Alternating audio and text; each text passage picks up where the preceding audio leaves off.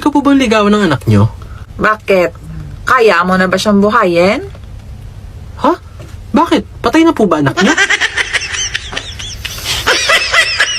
Ganun to. Ito. Kita nyo pa lang, mahal ka na agad. Niwala ka naman. Lalahanin mo. Ang hali lang ang tapat.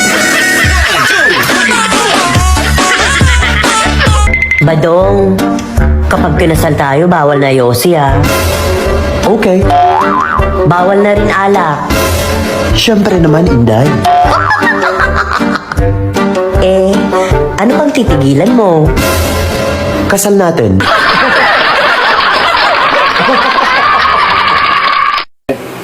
Ipaintindi mo kasi sa akin, Maki! Walang tayo, Len! Walang tayo! Yung ina! Di mo mag-gets! Walang tayo! Bakit tayo nagsagaguhan ng ganito? Gusto mo yun eh. Yan ka na naman, sa tuwing pinag-uusapan natin to, umalis ka. Lagi kong sasabi sa'yo, gusto kita. Masama ba Gusto kung... kita. Ano yung sinabi mo? Ulitin mo nga. Nasabi ko na ikaw itong mahinang pandinig. Pabigla-bigla ka naman kasi magsalita, hindi ko talaga narinig. Bogdo lagi. Pero luag naman. So, hindi maluag, sir. Nga, gamay man inyo ah. Charot.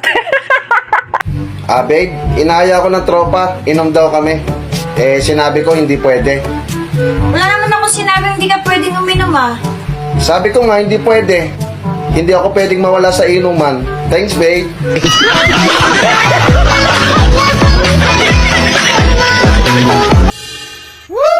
Matatalo mo ko sa itsura.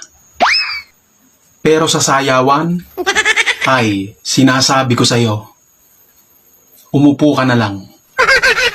Tabi tayo. Unsa pa naman yan sa una mong asawa?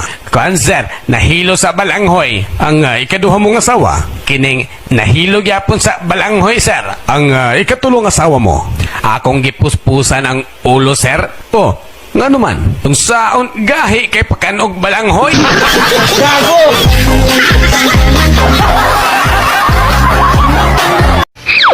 Kung may mahal ka ng iba, Hindi tayo pwede.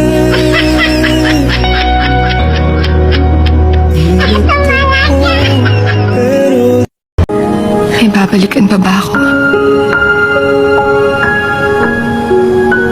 Ikaw lang naman naligaw eh.